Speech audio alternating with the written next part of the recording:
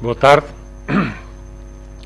O Conselho de Ministros aprovou uma proposta de lei que estabelece um regime de renovação extraordinária dos contratos de trabalho a termo certo, bem como o regime e o modo de cálculo da compensação aplicável aos contratos objetos dessa renovação. Nos termos desta proposta de lei, podem ser objeto de duas renovações extraordinárias os contratos de trabalho a termo certo que, até 2 anos após a publicação do presente diploma, atinjam os limites máximos de duração estabelecidos no Código de Trabalho. A duração total destas renovações, na sequência daquilo que foi o trabalho ontem realizado em sede de concertação social, não poderá exceder 12 meses. Também, na sequência do acordo ontem celebrado na concertação social, fica estabelecido nesta proposta de lei a obrigatoriedade de elaboração pelos parceiros sociais, em sede da Comissão Permanente de Concertação Social, de um relatório intercalar no final de 1 ano após o início da aplicação deste regime extraordinário. O limite de vigência do contrato de trabalho a termo certo dos contratos de trabalho objeto destas renovações extraordinárias ficará em 31 de dezembro de 2016. Portanto, o regime extraordinário não poderá ir além de 31 de dezembro de 2016, conforme o acordo ontem estabelecido em sede de concertação social. O Conselho de Ministros aprovou também uma proposta de lei que transpõe uma diretiva comunitária relativa ao prazo de proteção do direito de autor e de direitos conexos, em alteração ao Código de Direito de Autor e Direitos Conexos. É uma diretiva que opera o alargamento de 50 para 70 anos do prazo de proteção dos artistas, intérpretes, executantes e produtores de fonogramas. O Conselho de Ministros aprovou também, hoje, a alteração à lei orgânica do 19º Governo Constitucional, deste Governo, de forma a atualizá-la de acordo com a recente remodelação governamental e adequar a sua estrutura às alterações introduzidas. Foi também aprovada nesta sede, pelo Conselho de Ministros, a alteração do regimento do Conselho de Ministros, nomeadamente criando a figura da reunião de coordenação de assuntos económicos e do investimento, que será presidida pelo Sr. Vice-Primeiro-Ministro. O Conselho de Ministros aprovou também a alteração do diploma que determina a atribuição de transferência de competências relativa a um conjunto de processos especiais dos Tribunais Judiciais para o Ministério Público e para as Conservatórias de Registro Civil em regulação dos respectivos procedimentos. Trata-se de uma alteração de legislação que tem que ver com a próxima entrada em vigor em 1 de setembro deste ano do novo Código do Processo Civil, o que obriga à adequação de um conjunto de legislação, nomeadamente para efeitos de acerto das remissões para o novo Código de Processo Civil, por forma a assegurar a certeza e a segurança jurídica dos operadores. O Conselho de Ministros aprovou também 2 diplomas sobre regras e princípios de organização dos serviços na área da saúde relacionado com os serviços de saúde pública. Visa-se com estes diplomas ajustar as competências dos serviços de natureza operativa de saúde pública, de forma a orientar a sua intervenção para a prossecução de operações essenciais de saúde pública. Foi também aprovado no Conselho de Ministros de hoje, no quadro da estabilização da área do euro, a afetação de uma verba de 74,7 milhões de euros no âmbito do 2º Programa de Ajustamento da Grécia. Trata-se da execução dos termos acordados nas reuniões do Eurogrupo dos passados dia 21 de fevereiro e 14 de março, ainda do ano transato, a quando da celebração e da aprovação do 2º resgate à República Grega, à República Helénica, à Grécia. O Conselho de Ministros autorizou também a realização de despesa com a aquisição de produtos e serviços de higiene e limpeza para vários organismos do Ministério da Saúde, na sequência de um concurso público para os anos de 2013 e 2014. Por último, foi também aprovado no Conselho de Ministros de hoje a realização de uma despesa com a locação de um helicóptero pesado adicional para a prossecução das missões públicas de combate a incêndios florestais cometidas à Proteção Civil. Não se trata de nenhum agravamento especial da fase de Charlie de combate aos incêndios, trata-se apenas de uma medida cautelar.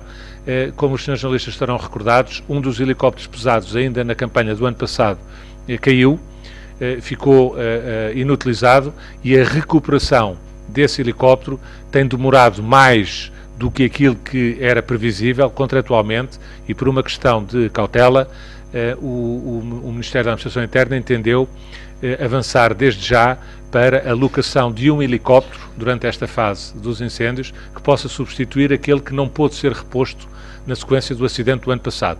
E, portanto, é uma medida cautelar para manter o efetivo global conforme ele estava planeado desde o início da época e, como disse, pelo atraso na recuperação do helicóptero danificado, ainda não foi possível até ao momento. E o Governo entendeu, o Ministério da Administração Interna entendeu, não esperar mais e avançar já para a alocação de um helicóptero substitutivo. Fica à disposição dos senhores jornalistas para questões que me queiram colocar. Eu ia lançar-lhe uma questão que tem a ver com aquilo que hoje veio a público a propósito do Secretário de Estado do Tesouro. O Bloco e o PCP estão já publicamente a pedir a demissão da equipa das finanças porque as notícias dão conta de que este Secretário de Estado terá estado envolvido numa tentativa de venda de contratos de swap ao Governo de José Sócrates. O que eu lhe pergunto é se é possível fazer um comentário sobre esta situação pública ou se o assunto terá sido também analisado no Conselho de Ministros. Olha, em primeiro lugar, começo pela parte final da sua pergunta. O assunto não foi analisado na reunião do Conselho de Ministros e confesso da minha parte, eu próprio desconhecia, não tive a oportunidade de ler essa notícia. O Conselho de Ministros começou hoje de manhã e não tive a oportunidade de ler essa notícia.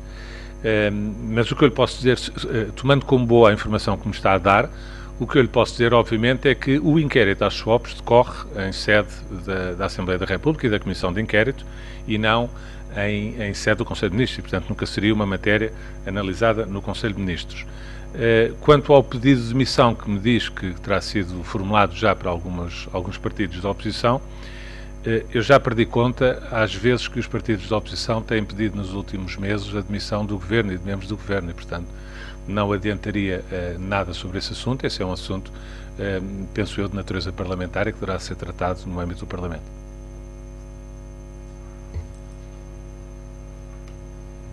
Boa tarde, Joana Branco, da TVI. Ontem o relatório da UTAU aponta para... diz que o Governo pode ter a necessidade de cortar mais 300 milhões de euros para cumprir o déficit que está no orçamento retificativo. O Governo já tem a noção de onde é que vai cortar? Sabe-se que possivelmente será em despesas com pessoal. Como é que fará? O que é que fará para cumprir este limite ao déficit? Mais uma vez, não conheço esse relatório da UTAU que está a referir, mas pela forma como colocou a questão, presumo que isso seja uma previsão. Eu, obviamente, remeteria para o Ministério das Finanças qualquer comentário relativamente a esse relatório e à previsão que eventualmente é colocada nesse relatório.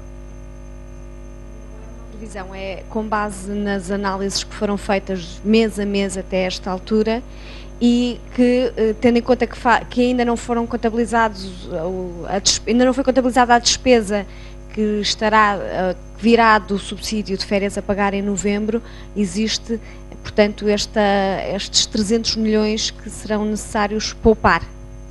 Como referiu, eu utilizando as suas palavras, com base nos meses realizados até ao momento, é feita uma projeção, presumo eu, até ao final do ano.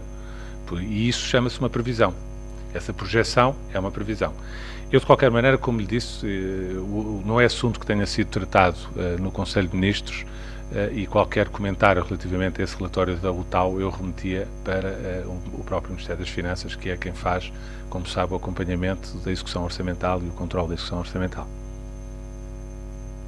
Boa tarde, Pedro Primo, da agência Lusa. Gostava de perguntar ao Sr. Ministro, pedir-lhe mais detalhes sobre este ponto 4, como refere aqui a criação da reunião de coordenação dos assuntos económicos e do investimento. Gostava de pedir um pouco mais detalhes sobre os intuitos e a orgânica desta novidade aqui apresentada. Obrigado. Obrigado pelas suas questões.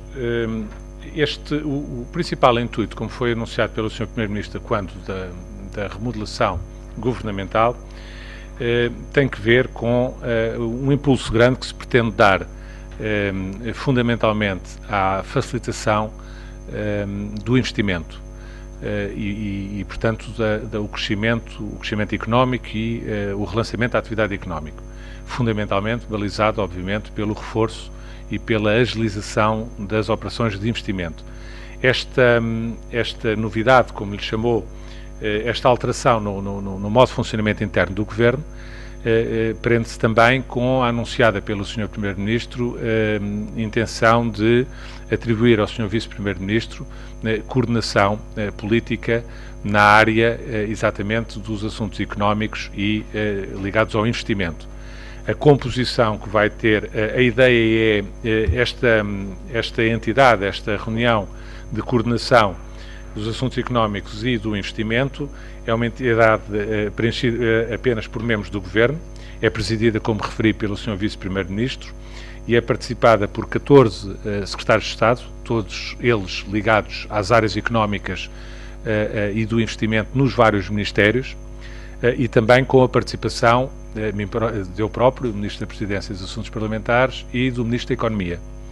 E a intenção é exatamente, em primeiro lugar, como lhe referi, ser um facilitador e um desbloqueador de todas as questões ligadas a investimento, que muitas vezes, como este Governo tem assinalado,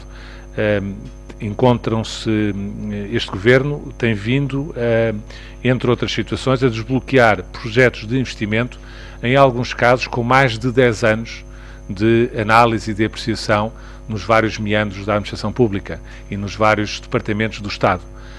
E o que se pretende exatamente nesta fase em que o país precisa de relançar o investimento e avançar para uma fase de crescimento da economia é criar mecanismos adequados ao nível político, ao mais alto nível, ao nível dos próprios membros do Governo, que de uma forma concertada e coordenada pelo Sr. Vice-Primeiro-Ministro possam permanentemente identificar todo esse tipo de situações e agir de uma forma rápida e eficaz no sentido de desbloqueamento dessas situações.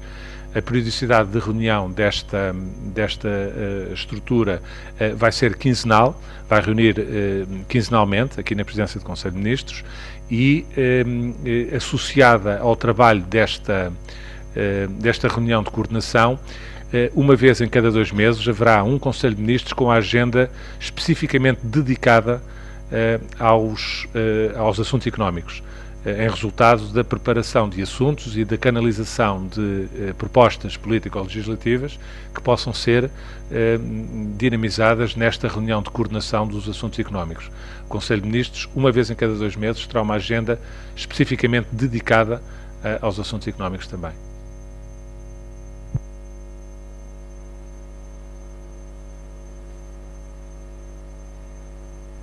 Sousa, da TSF.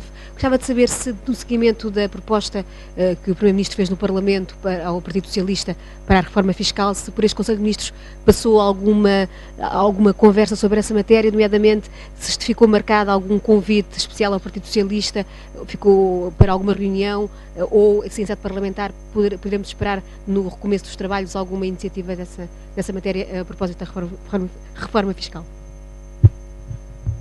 Marcação exata, penso que é a sua pergunta, de uma reunião que eu tenha conhecimento, não, embora, conforme foi a disponibilidade que o Governo registrou com agrado, manifestada no final do debate pelo Secretário-Geral, pelo Sr. Deputado António José Seguro, Secretário-Geral do Partido Socialista,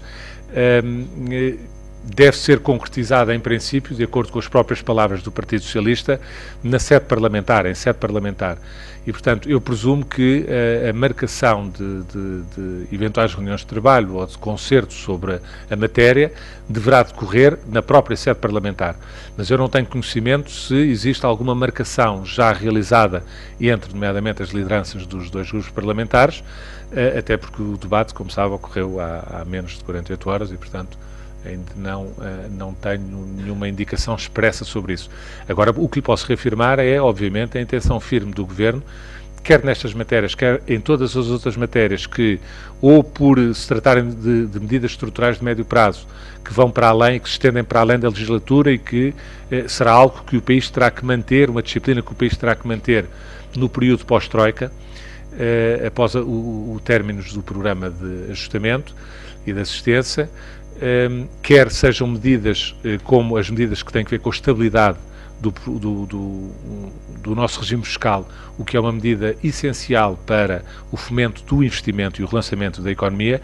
Obviamente que o Governo, como afirmou na moção de confiança, tem por estratégia procurar o máximo de entendimentos possíveis, quer com partidos políticos, à cabeça dos quais, obviamente, o Partido Socialista, quer com os parceiros sociais. É também matéria que o Governo gostava de, e assim trabalhará, de chegar a um entendimento e uma plataforma de acordo o mais alargada possível, também com os parceiros sociais. Porque é assim, obviamente, unindo esforços de todos os setores relevantes da sociedade portuguesa, que se vai conseguir a estabilidade necessária para arrancarmos para uma fase, depois deste período tão doloroso de ajustamento e de consolidação orçamental, cujo rigor vai ter que se manter nos próximos anos, mas acrescentar a ele também um período de crescimento económico que será tão mais eficaz quanto mais estável e seguro e certo para os investidores puder ser em termos do regime fiscal e de outras regras estabilizadas em termos de matérias que tenham que ver com os processos de investimento.